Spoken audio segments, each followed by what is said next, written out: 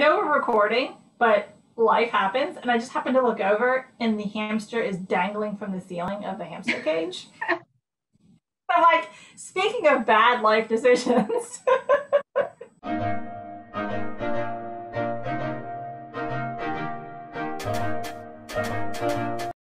Today is part 2 of our trope talk about terrible relationship choices in YA fiction. Today we're talking less about romantic relationships and more about the relationship dynamics within friendships and other types of relationships that we see in YA books and movies and TV shows. So I hope you enjoyed today's trope talk. And it's not just romantic relationships. You had mentioned friendship choices and stuff as well. There are countless contemporary YA romance stories where the teens just act ridiculously reckless, and it's normalized, like it's okay. And again, not to bash the kissing booth again and again and again, but that whole entire, and I didn't read the book, I've only seen the movie, so maybe it's not entirely accurate.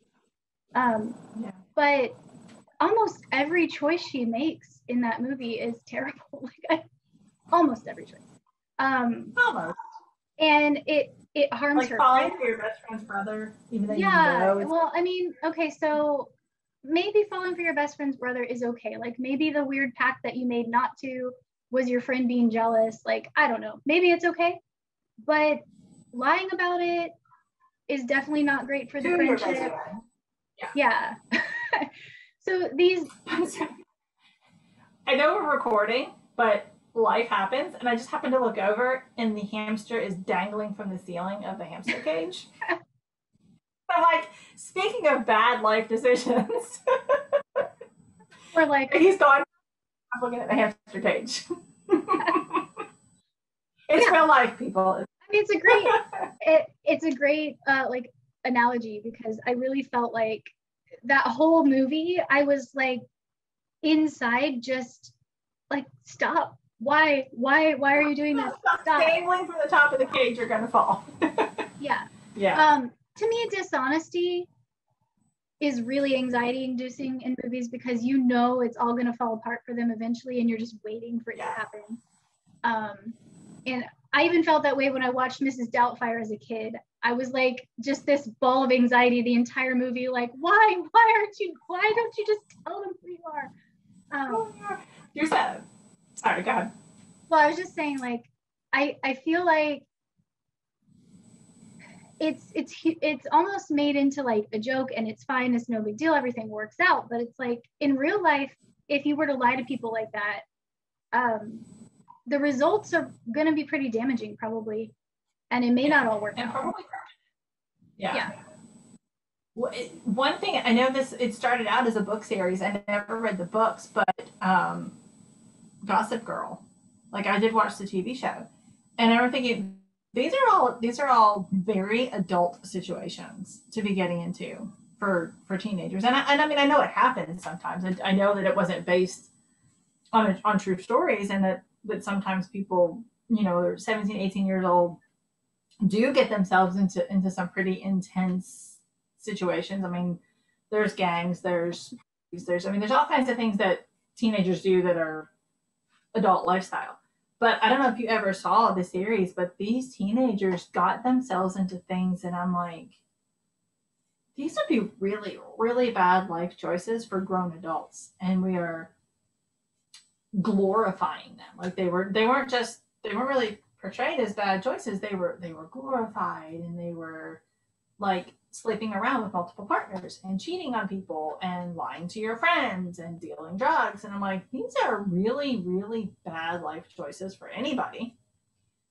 But then we had 5, 6, 7, however many seasons of these teenagers having these bad choices, and I, as an adult, couldn't stop watching. So I can't imagine someone who is that age watching these affluent, rich kids having so much fun and everything, but everything at the end of the series turns out great, and they're all still really good friends, and they love each other, and they're married. I'm like, that's not how that would have ended up. In real life, you would have gotten your friends killed. You would have, you you wouldn't be friends with these people anymore. You've devastated their lives, and like I'm hoping that that's not how people actually think life works. I mean, I know it's a drama, it's a TV show, it's meant to be dramatic, but at the same time, I'm thinking if I were 16, 17 watching that show, I would have had a completely different viewpoint than I did when I was watching it as an adult, for sure.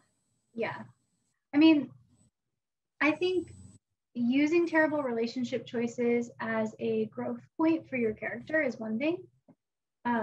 But using them as a pattern and then never showing consequences is, I think, dangerous as a YA author.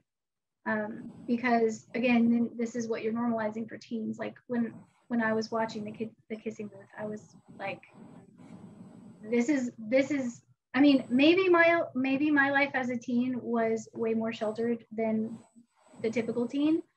But I would be horrified to think that that is the normal teen life that my daughter is going to eventually be moving into. Like it was not good. So I'm sure there are plenty of other examples. That's just the first like contemporary YA that came to mind. But I know that's there are, especially in certain genres, I think it's a much more common dynamic. And again, there's reasons for that. Like the Kissing Booth got made into a movie because it was popular and it was well liked by the readers on Wattpad. So I understand. It's almost like from a story perspective, there's the fact that it's almost like wish fulfillment for your readers. But then I personally, as an author, have to question like where is my responsibility, and where do I draw those lines? Because I want stories that captivate my readers. If I'm writing YA, especially, I'm targeting the certain types of feels for teens, and I need to hit those feels. But can I do that without making it seem like these are normal, okay life choices? And advocating this kind of reckless, like really unwise relationship decisions, friendships and romantic and all of that. What are your thoughts on these tropes in YA fiction? Do you think that they are risky? Are they harmful in any way? Let us know your thoughts. Drop them below and we'll see you in the next Trope Talk video. Thanks for watching.